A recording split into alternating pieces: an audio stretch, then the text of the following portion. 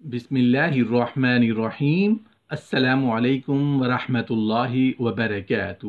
اذیت میں رہنے والی جنتی حور کا قصہ۔ حضرت محمد صلی اللہ علیہ وآلہ وسلم اور جنتی حور کا قصہ۔ محترم ناظرین، بحیثیت مسلمان ہمارا ایمان اور عقیدہ ہے کہ اللہ پاک نے نیک لوگوں کے لیے جنت اور گنہگاروں کے لیے جہنم کو پیدا فرمایا ہے۔ لوگ نیک ہوں یا گنہگار، ہر انسان خواہش کرتا ہے کہ مرنے کے بعد اس کو جنت مل جائے، کیونکہ جنت ہے جو ایسی خوبصورت جگہ جہاں نہ کوئی فکر نہ کوئی پریشانی ہے، خوشیاں اور راحت ہے۔ جنت میں زندگی ہے، موت نہیں، خوشیاں ہیں، غم نہیں، یہ ہمارے رب کا وعدہ ہے۔ لیکن جنت میں پلنے والی، جنت میں رہنے والی ایک ایسی حور کا واقعہ آپ کو سنانے لگے ہیں جو رہتی تو جنت میں ہے مگر پھر بھی اذیت کی زندگی گزار رہی ہے، پریشان حال ہے، غم زدہ ہے، روتی رہتی ہے، رو رو کر اپنے آپ کو ہلکان کر دیا ہے۔ محترم ناظرین، آج کی یہ خوبصورت ویڈیو شیئر کرنے کا مقصد مسلمانوں میں جنت میں جانے کا ذوق و شوق پیدا کرنا ہے۔ معراج کی شب تھی، سارا عالم بالا رسول اللہ صلی اللہ علیہ وآلہ وسلم کے خیر مقدم کے لیے موجود تھا۔ امیدوں کے ہجوم سے گزرتے ہوئے عالم ملکوت کا معائنہ فرمایا، پھر جب گشت کے لیے باغ فردوس کی طرف بڑھے تو مرحبا کہنے کے لیے ہر طرف حور و غلمان کی صفیں موجود تھیں۔ حضرت جبرائیل علیہ السلام قدم با قدم رکاب تھے، جنت کی سیر کرتے ہوئے ایک مقام سے گزر رہے تھے کہ رسول اللہ صلی اللہ علیہ وآلہ وسلم کی چشم اقدس ایک غمگین حور پر پڑی جو ایک درخت کی ٹہنی تھامے ہوئے رو رہی تھی۔ رسول اللہ صلی اللہ علیہ وآلہ وسلم کو بڑا تعجب ہوا۔ رسول اللہ صلی اللہ علیہ وآلہ وسلم نے حضرت جبرائیل علیہ السلام سے ارشاد فرمایا کہ دریافت کرو کہ یہ حور کیوں رو رہی ہے، جنت کے عیش و آرام میں اسے کون سا غم لاحق ہو گیا ہے۔ حضرت جبرائیل علیہ السلام نے اس کے قریب پہنچ کر کہا، کیا تجھے معلوم نہیں کہ سلطان کونین صلی اللہ علیہ وآلہ وسلم جنت میں تشریف فرما ہے؟ جواب دیا کہ معلوم ہے، جبھی تو غمگین فریادیوں کی طرح اپنا حال بنا رکھا ہے کہ ان کی نگاہ رحمت میرے اوپر پڑے اور وہ میرا حال دریافت کر لیں۔ حضرت جبرائیل علیہ السلام نے ارشاد فرمایا، تجھے مبارک ہو، انہوں نے تیرا حال دریافت کرنے کے لیے بھیجا ہے۔ جواب کے انتظار میں رسول اللہ صلی اللہ علیہ وآلہ وسلم کی سواری رکی ہوئی ہے۔ حور نے اپنی آنکھوں کے آنسو آنچل میں جذب کرتے ہوئے کہا، سرکار، اپنے غم کی درد انگیز کہانی میں خود سناؤں گی۔ باریاب ہونے کی اجازت ملتے ہی حاضر ہوئی، جھک کر سلام عرض کیا اور اپنی سرگزشت سنانا شروع کی۔ یا رسول اللہ صلی اللہ علیہ وآلہ وسلم، اللہ کا لاکھ لاکھ شکر ہے کہ اس نے جنت کی حوروں میں مجھے حسن و جمال کی ملکہ بنایا ہے۔ آٹھوں جنتوں میں میری طلعت و زیبائی کا کوئی حریف نہیں ہے۔ اگر بے نقاب ہو جاؤں تو دیکھنے والوں کی آنکھیں خیرہ ہو جائیں اور جنت میں دوپہر کا اجالا پھیل جائے۔ یا رسول اللہ صلی اللہ علیہ وآلہ وسلم، ایک دن کا واقعہ ہے کہ اچانک میرے دل میں خیال گزرا کہ قیامت کے دن ساری حوریں کسی نہ کسی بندہ مقبول کے حوالے کی جائیں گی۔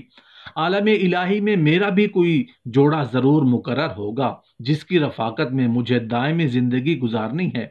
یہ خیال آگے بڑھتے بڑھتے ایک آرزو کی صورت میں تبدیل ہو گیا، یہاں تک کہ جنت کی ایک خوشگوار سحر کے وقت میں نے اللہ رب العزت کی بارگاہ میں یہ التجا پیش کی کہ الہ العالمین، تیری نعمت و احسان کے آگے میری پیشانی ہمیشہ خم رہے گی کہ تو نے مجھے حسن کی بے مثال خلقتوں سے سرفراز کیا ہے۔ الہ العالمین، مدت سے ایک آرزو سینے میں مچل رہی ہے کہ عرصہ قیامت میں اپنے جس بندہ مقرب کے حوالے تو مجھے کرے گا، ذرا اس کی ایک جھلک مجھے بھی دکھلا دے، کم از کم یہ تو دیکھ لوں کہ میرا جوڑ کیسا ہے۔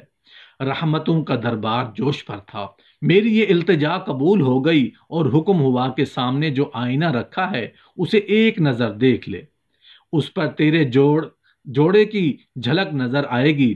یا رسول اللہ صلی اللہ علیہ وآلہ وسلم، میں ارمان و شوق میں ڈوبی ہوئی آئینے کی طرف بڑھی، میرے قدم خوشی سے زمین پر نہیں پڑ رہے تھے کہ آج عالم جاوید کے محبوب ترین ساتھی کو دیکھنے جا رہی ہوں۔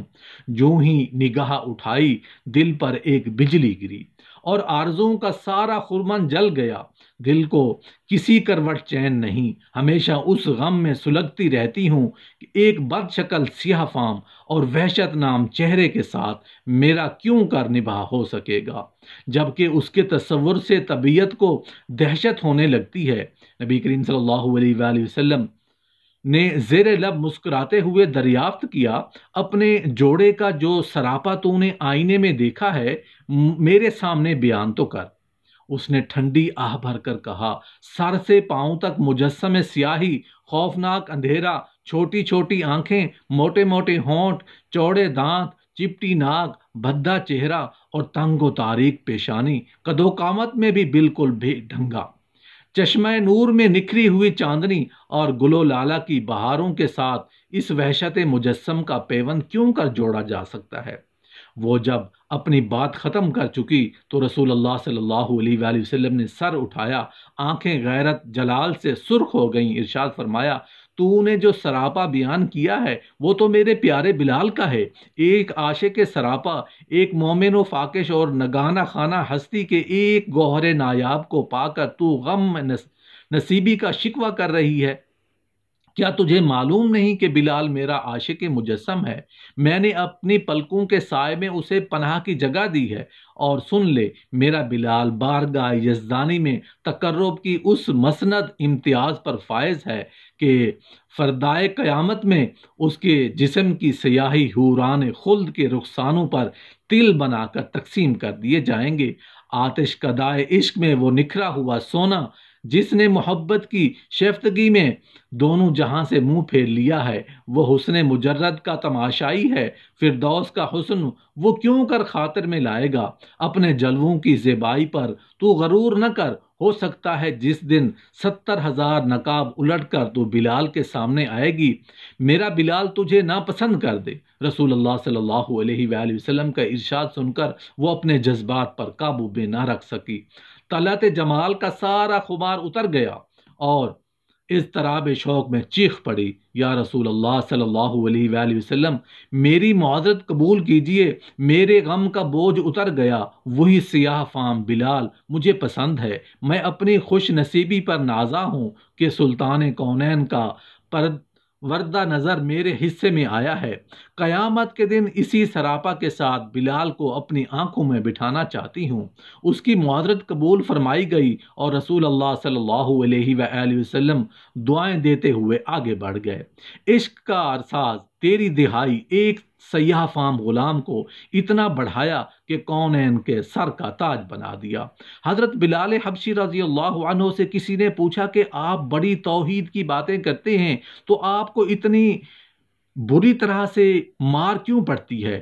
تو آپ رضی اللہ عنہ نے فرمایا، تم بھی تو بازار جا کر برتن خریدنے سے پہلے اسے بجا کر دیکھتے ہو کہ مٹی صحیح طرح سے لگی ہے کہ یا نہیں۔ اللہ نے بھی مجھے آزمایا تھا، اس کے بعد یہی وہ غلام تھا جس کا رنگ بھی کالا تھا، موٹے موٹے ہونٹ تھے، جس کے بارے میں اللہ کے پیارے رسول صلی اللہ علیہ وآلہ وسلم فرماتے ہیں کہ جب میں جنت میں جا رہا تھا، جب مجھے معراج کرائی گئی تو آگے آگے کسی کے چلنے کی آہٹ سنائی دی، تو میں نے حضرت جبرائیل علیہ السلام سے پوچھا کہ یہ کون ہے؟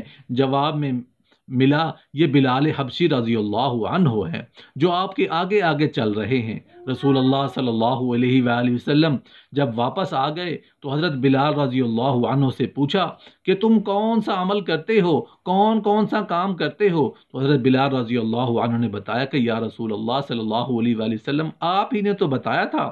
تو رسول اللہ صلی اللہ علیہ وآلہ وسلم نے پوچھا، کیا بتایا تھا؟